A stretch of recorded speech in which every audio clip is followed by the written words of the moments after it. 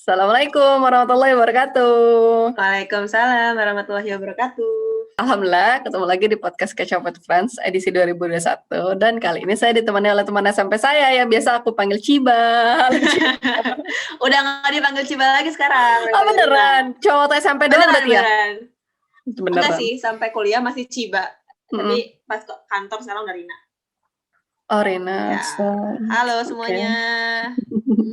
Berarti aku manggilnya apa nih? Rina atau Ciba nggak apa-apa? Terserah senyamannya aja, Ciba boleh. Oh, tapi berarti maksudnya kalau teman-teman SMP, SMA ketemu lagi pas kamu sekarang juga masih manggil Ciba atau emang udah ngikutin Rina? Masih Ciba sih. Yang Rina sekarang cuma teman-teman kantor sama orang-orang dekat aja. Oke. Ya, sekarang udah rebranding, udah jadi cewek dewasa. Udah bukan Ciba lagi. Oh, Masya Allah, aku manggil Rina aja deh biar aku kebiasaan. Oke, bagus. Masya Allah. Rina apa kabar? Alhamdulillah, lumayan. Ya cukup baik lah. Nggak seburuk itu. Masya Allah. Iya, pertama-tama terima kasih banyak atas waktunya, atas kesediaannya. Senang. Aku bisa masuk podcast orang. Ya, aku sekarang lagi biasa aja sih kehidupannya kayak orang-orang di dunia ini, kayak kerja doang depan laptop gitu aja setiap hari. Jadi nggak terlalu baik-baik banget sih. Oke. Nice ya. Ya. Dan singkat cerita dari aku, Rina ini temen kita SMP kelas 7 sama 9 nggak sih? Sama 7E sama 9E? Enggak, aku kelas 7 masih di Manado. Kelas 9 aja. Oh, kamu pindahan kelas berapa? 8? Aku masuk kelas 8.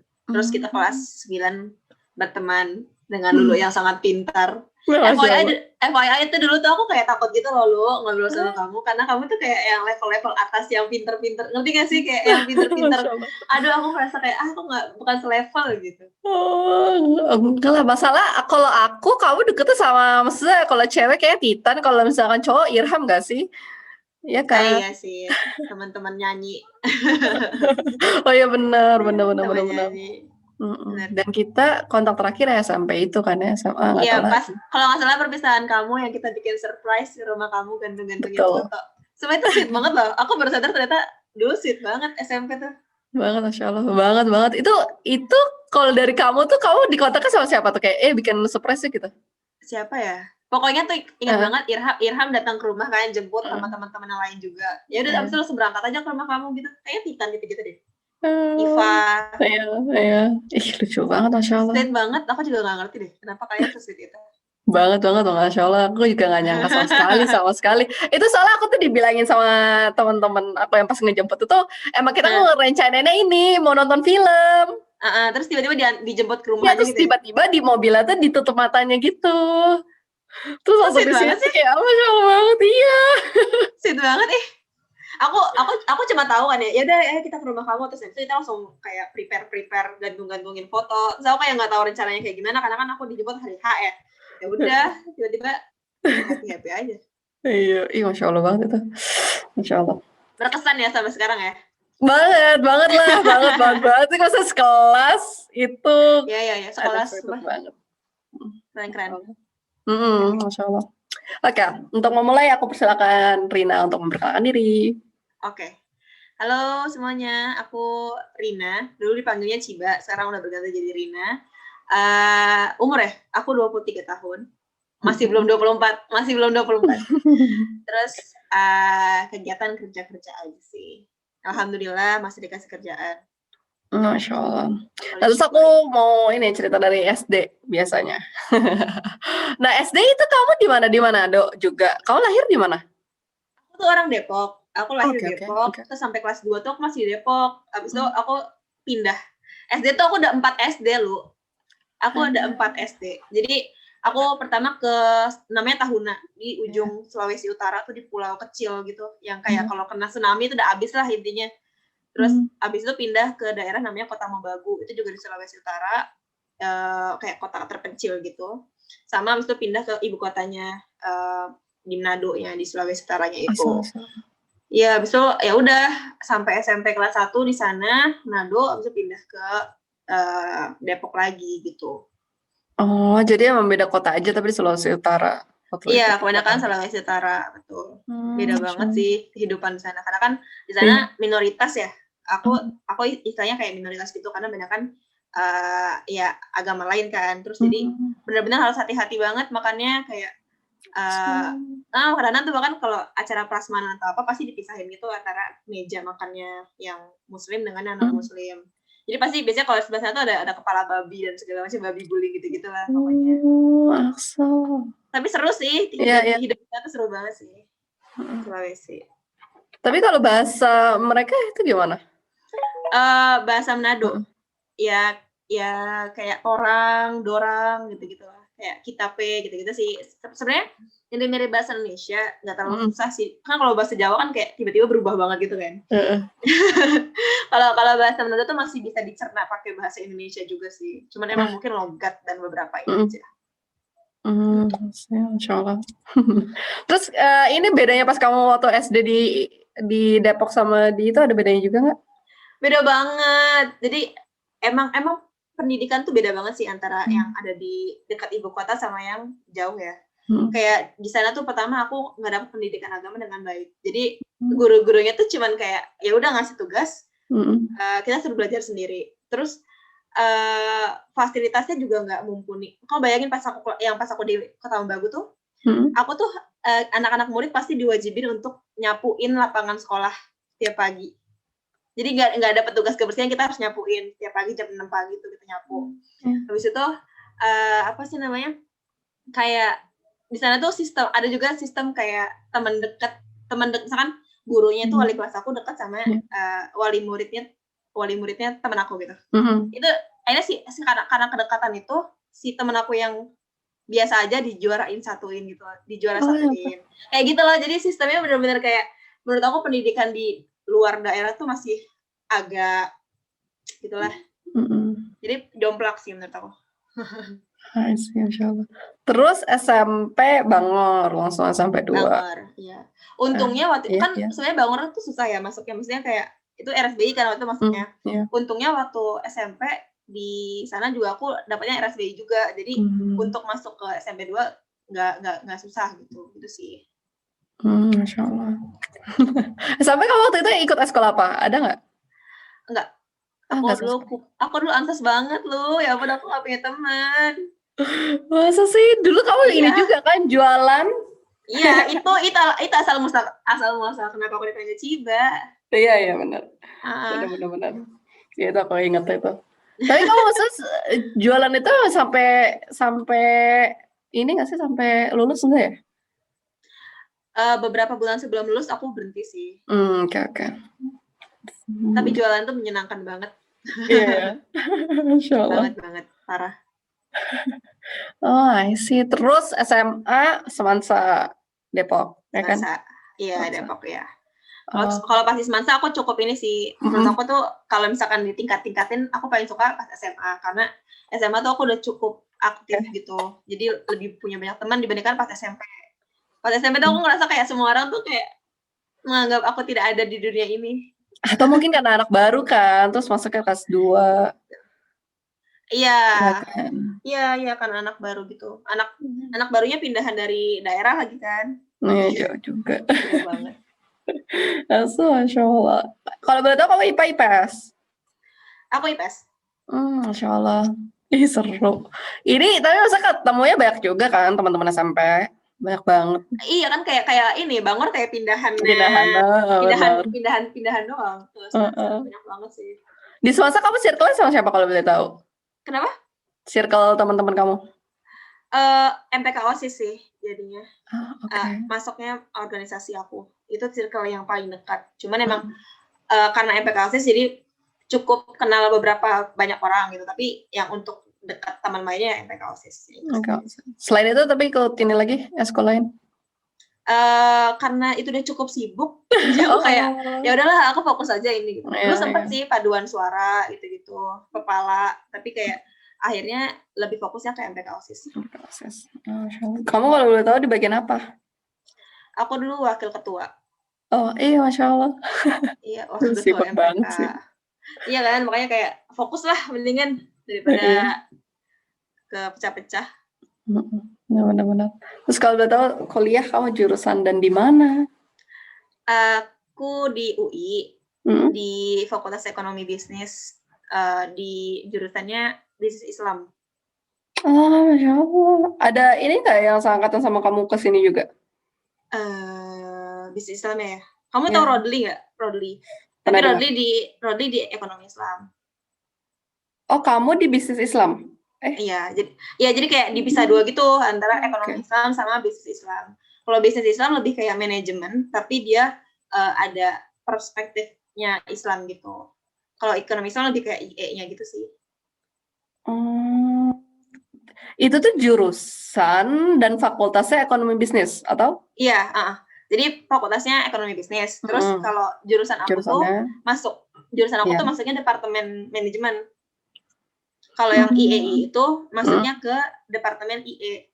Tapi IEIB itu kayak prodinya prodi Islam. Jadi kayak campur-campur gitu deh. Paham. Masya Allah. Boleh ini lah sedikit jelasin apa yang kamu pelajari gimana tuh di sana? Sejujurnya aku tuh malu loh kalau cerita ini, soalnya kayak ekspektasi orang-orang tuh kayak, oh dia pasti belajar yang syariah, pasti dia ngerti. Padahal enggak. Jadi sebenarnya kalau aku belajarnya kayak tadi aku bilang sih, aku lebih ke arah manajemen.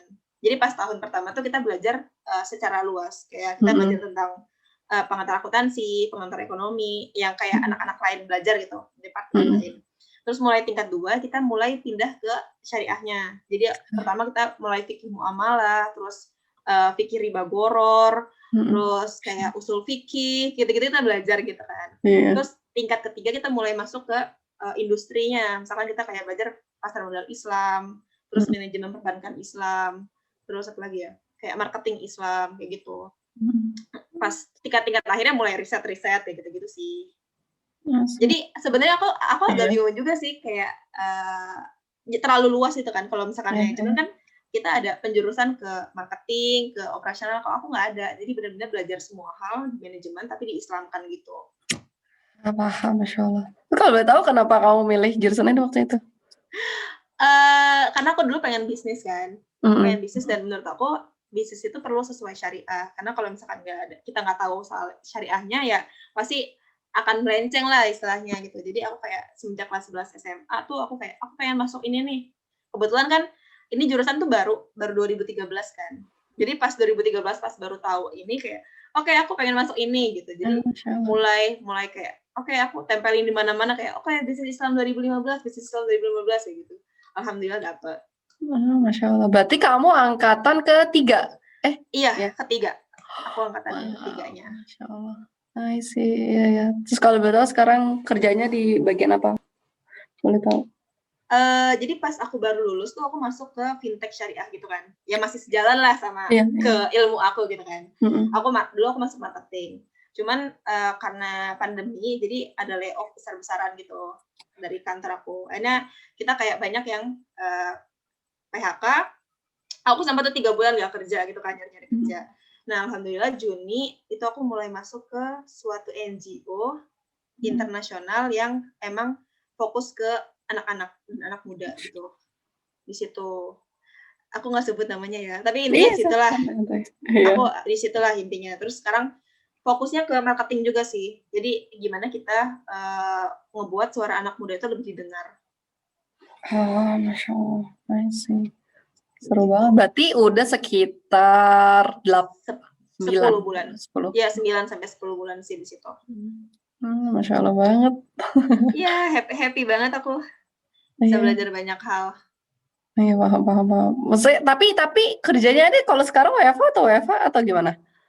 WFH sih, WFH. Cuman kan aku belum pernah, jadi selama pandemi itu aku belum pernah sama sekali kayak kenal siapapun gitu kan di kantor. Jadi kayak selama pandemi ini aku baru 2 kali ke kantor. Kayak gak kenal siapa-siapa gitu. Ya udahlah ya.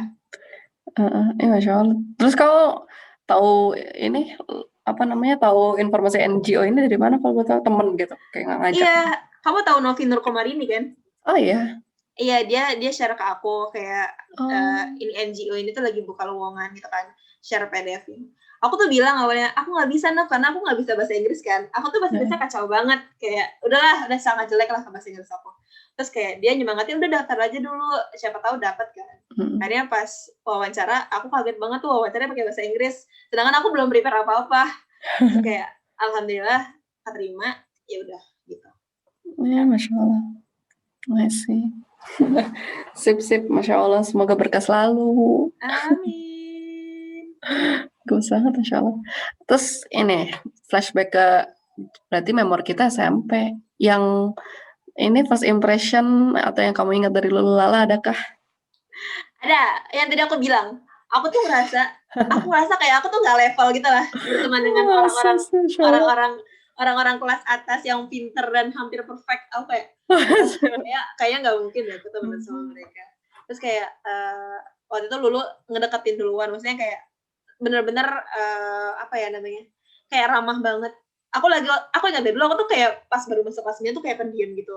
Terus tiba-tiba didatengin dan ditanyain. Aku ngerasa kayak, wah demi apa nih cewek pinter ini baik sekali.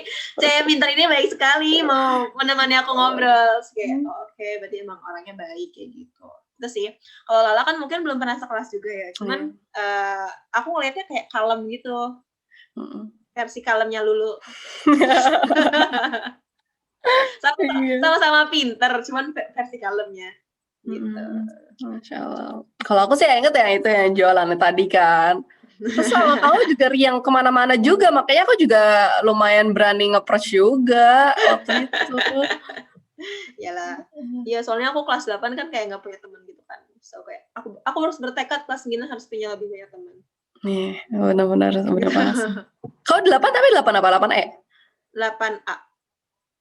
Oh, 8A. Dulu aku belum pakai kerudung kelas 8, jadi kayak mungkin tidak ada memori yang kamu ingat. Oh, 8A sebelahan padahal sebelahan sama aku ya 8B. Betul, aku 8. I see. Gitu. Dulu kamu 8A deketnya sama siapa? Sama Hana, Anica, gitu-gitu. Oh, ya. Sama Dinda Anissa, gitu-gitu. Oh iya, kalem-kalem juga sih. Iya, betul. I see. Ya, Masya Allah. Oke, kita lanjut. Sekarang dulu di mana? Aku belum nanya. Aku nanya balik. Aku ya alhamdulillah masih di Jerman, lanjut kuliah kan lulus alhamdulillah 2020, kalau aku lulus 2020 Agustus, terus alhamdulillah lanjut kerja. Jadi sekarang masih kerja dan WFH di Jerman. Keren banget. Wow. Kamu ada rencana balik ya? Balik untuk liburan, ya. Untuk hidup apakah akan di sana terus? Kayak stay for good belum tahu, karena kayak udah lihat aja sejalannya kayak gimana juga. Maksudnya katanya kan, target adik aku gitu kan 2 tahun lagi insya Allah bakal kesini. Jadi kalau mama pengennya sih ya udah lanjutin dulu aja sambil nunggu adik gitu kan. Oh emang ya, adik kamu di sini? Adik kamu di Indo? Iya di Depok, di Semansa juga adik kelas kamu. Wah, aku baru tahu. Ya Masya Allah. Iya itu sih. Jadi kayak ya udah benar-benar lihat jalan aja. Kalau misalnya emang di tengah jalan suruh pulang ke Indo, ayo gitu. Tapi untuk sekarang gini benar-benar ya udah kontraknya masih ada gitu. Jadi tetap belum ada untuk stay for good ke Indo sih. Kamu tinggalnya sama siapa di sini? Lala aja berdua. Oh, aku kira tuh orang tua kamu juga masih di sana loh.